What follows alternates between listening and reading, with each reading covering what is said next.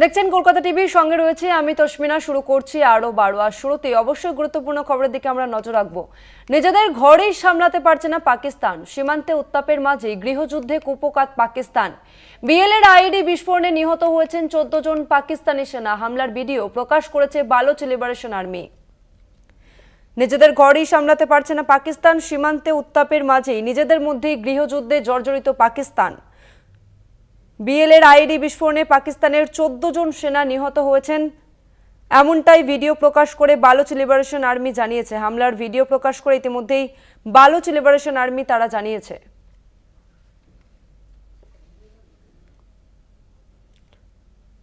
একদিকে বাইরের আঘাত, অন্যদিকে নিজেদের ঘরের গৃহযুদ্ধ।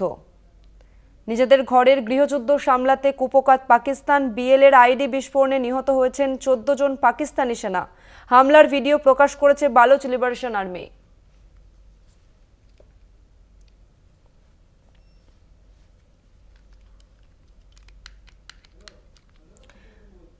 আরো একবার জানিয়ে রাখবো, নিজেদের ঘরেই সামলাতে পারছে না পাকিস্তান, সীমান্তে উত্তাপের মাঝেই গৃহযুদ্ধ।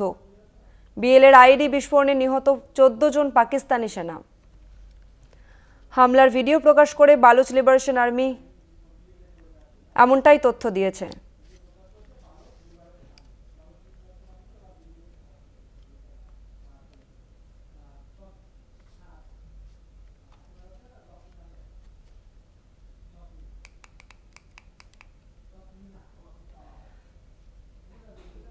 নিজেদের ঘরেই সামলাতে পারছে না পাকিস্তান, সীমান্তে উত্তাপের মাঝেই গৃহযুদ্ধে কুপোকাত পাকিস্তান।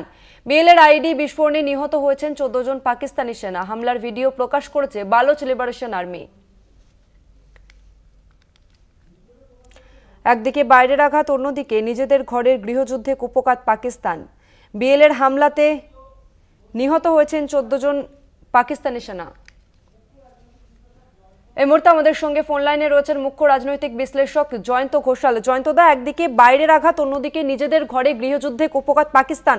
পাকিস্তান সরকারের কাছে কতটা চ্যালেঞ্জের এই মুহূর্তে? মানে পাকিস্তানের বলা যেতে পারে যে একদম ভেঙে তছনছ করে দিচ্ছে তাদের মানসিক শক্তি। তো এরপরে আর থাকার কথা নয়। তার কারণটা হচ্ছে যে যেভাবে সুনির্দিষ্টভাবে টার্গেট করে কোনো নিরীহ মানুষকে হত্যা না করে, এবং 14 দিন সময় নিয়েছেন নরেন্দ্র মোদী এবং তার ক্যাবিনেট কমিটি অন সিকিউরিটি, এবং এমন ভাবে ঘটিটা সাজানো হয়েছে যে 14 দিন ধরে হোমওয়ার্ক করে গোটা পৃথিবীর সমস্ত বৃহৎ দেশ, ছোট বড় সবাই মিলে আজকে কিন্তু চীনের মতো দেশও এই ঘটনায় কিন্তু পাকিস্তানের হয়ে ভারতের নিন্দে করছে না। সুতরাং এইরকম একটা পরিস্থিতিতে এই যে ফ্রেশ যে ঘটনাটা, যেটা বালুচ সেনা, এখন এই বালুচিস্তানটা একটা খুব গুরুত্বপূর্ণ জায়গা। তার কারণ বালুচিস্তানে কিন্তু প্রচুর খনিজ পদার্থ আছে। এক্সাক্ট লোকেশনটা হয়তো আরো সুনির্দিষ্টভাবে জানা যাবে, কিন্তু এটা তো বলা যায় যে বালুচ আর্মি করছে, এই বালুচিস্তানের যে জঙ্গি সংগঠন, তারা পাকিস্তানের সঙ্গে পাকিস্তানের লড়াইও তার বেঁধে গেছে। একদিকে যখন ভারতের সঙ্গে পাকিস্তানের যুদ্ধ হচ্ছে এবং যখন পাকিস্তানকে কার্যত কোণঠাসা করে দেওয়া হয়েছে, সেই সময় বালুচ একটা বিচ্ছিন্নতাবাদী শক্তি হিসেবে পাকিস্তানের যে এস্টাবলিশমেন্ট, এবং সেটা শুধু মিলিটারি এস্টাবলিশমেন্ট নয়, রাজনৈতিক এস্টাবলিশমেন্টের বিরুদ্ধে তাদের যে ক্ষোভ অসন্তোষ আজকের নয়। সেখানে কিন্তু আমি নিজে গেছি, আমি নিজে ওই পাকিস্তানে আমি 7 বার গেছি। ওখানে যেভাবে ধনী এবং দরিদ্রের যে বিভাজন, সেটা সাংঘাতিক। সেখানে মধ্যবিত্ত বলে কিছু নেই। এখন বালুচিস্তানে একদিকে রয়েছে প্রচন্ড ধনী ব্যক্তিরা, আর একদিকে রয়েছে একদম নিপীড়িত গরিব মানুষ। এইসব জায়গাগুলোতেও তো আমাদের দেশের অভিজ্ঞতা থেকেও দেখেছি যে এইসব জায়গাগুলোতে বিচ্ছিন্নতাবাদ মাথা ছাড়া দেয়। এখন এই পরিস্থিতিতে না, যেটা হলো এখন এই ঘটনাটা, এটার ফলে গোটা দুনিয়ার কাছে পাকিস্তান একদিকে যেরকম আইসোলেটেড হয়ে যাচ্ছে, পাকিস্তানের অর্থনৈতিক অবস্থা খুব খারাপ। এখন এই পরিস্থিতিতে পাকিস্তানের পক্ষে কোনোভাবে ভারতের বিরুদ্ধে লড়াই করার রসদ, আন্তর্জাতিক সমর্থন কিছুই নেই। সুতরাং আমি বলবো যে নরেন্দ্র মোদী কিন্তু মুন্সিয়ানার সঙ্গে একদিকে সমরনীতি আর একদিকে কূটনীতি, এই দুটোর একটা অসাধারণ ব্লেন্ডিং করে এগোচ্ছেন, এবং সর্বদলীয় বৈঠক ডেকেছেন তার মধ্যে এই ঘটনা।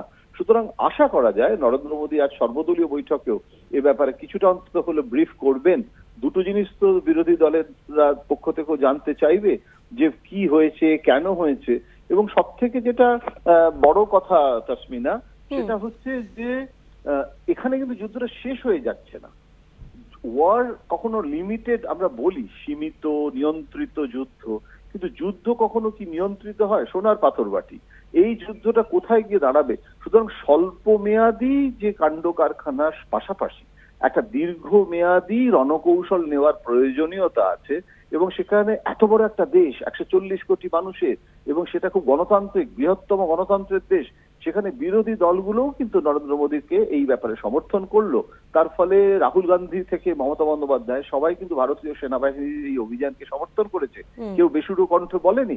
সুতরাং এই পরিস্থিতিতে আজকের এই ঘটনার প্রেক্ষিতে সর্বদলীয় বৈঠকের তাৎপর্য আরো কয়েক গুণ বেড়ে গেল। তাসমিনা, ধন্যবাদ আপনাকে জয়ন্তদা। নিজেদের ঘরেই সামলাতে পারছে না পাকিস্তান, সীমান্তে উত্তাপের মাঝে গৃহযুদ্ধে কুপকাত পাকিস্তান। আর এই নিয়ে সরাসরি আমাদের নিউজ রুম থেকে রয়েছে আমাদের প্রতিনিধি অরিত্র। একদিকে বাইরের আঘাত, অন্যদিকে নিজেদের গৃহযুদ্ধে কুপকাত পাকিস্তান। পাকিস্তান সরকারের কাছে কতটা চ্যালেঞ্জের, কিভাবে সামলাবে এই পরিস্থিতি পাকিস্তান? দেখো, যেমনটা জয়ন্তদা বলছিলেন, বিষয়টা অনেকটা এরকমই দাঁড়িয়ে গেছে যে ভারতের সাথে যুদ্ধের পরিস্থিতির মধ্যে কার্যত নিজেদের গৃহযুদ্ধ সামনে চলে আসছে। তার কারণ পাকিস্তান তার নিজের ঘরকেই তো সামলাতে পারছে না। সীমান্তে একদিকে যখন উত্তাপের পরিস্থিতি চলছে, ঠিক সেই জায়গায় দাঁড়িয়ে যেটা দেখা যাচ্ছে যে বালুচিস্তানের জোড়া বিস্ফোরণে উড়ে গিয়েছে সেনাবাহিনীর কনভয়। কোন সেনাবাহিনীর? পাক সেনাবাহিনীর কনভয়। যেটা জানা যাচ্ছে যে অন্তত 14 জন সেনা আধিকারিকের মৃত্যু ঘটেছে এবং হামলার দায় স্বীকার করেছে বালুচিস্তানের বিদ্রোহীরা। দেখো, বিষয়টা অনেকটা এরকম যে নিজের ঘর সামলাতে পারছে না, সেই জায়গায় যুদ্ধের পরিস্থিতি ভারতের মুখে। এবং যেটা আমরা জানতে পারছি যে বুধবার বোলানের শোরকান্ড শহরে সেনা কনভয়ে রিমোট কন্ট্রোলের মাধ্যমে আইইডি বিস্ফোরণ, সেনা আধিকারিকদের মৃত্যু, এবং যাদের মধ্যে ছিলেন স্পেশাল অপারেশন কমান্ডার তারিক ইমরান, সুবেদার উমের ফারুক সহ আরও অনেকেই। সেনাবাহিনীর যে গাড়ি, সেই গাড়ি স্পষ্টত ধ্বংস হয়ে যায়। এবং এরপরেই দুপুর 2:40 নাগাদ কেছের কুলাগ তিগরানেও রিমোট কন্ট্রোল পরিচালিত আইইডি বিস্ফোরণ হয়। তাতে বম্ব ডিসপোজাল যে স্কোয়াড রয়েছে, সেই বম্ব ডিসপোজাল স্কোয়াডের পাকিস্তান আর্মির 2 জনের মৃত্যু হয়েছে।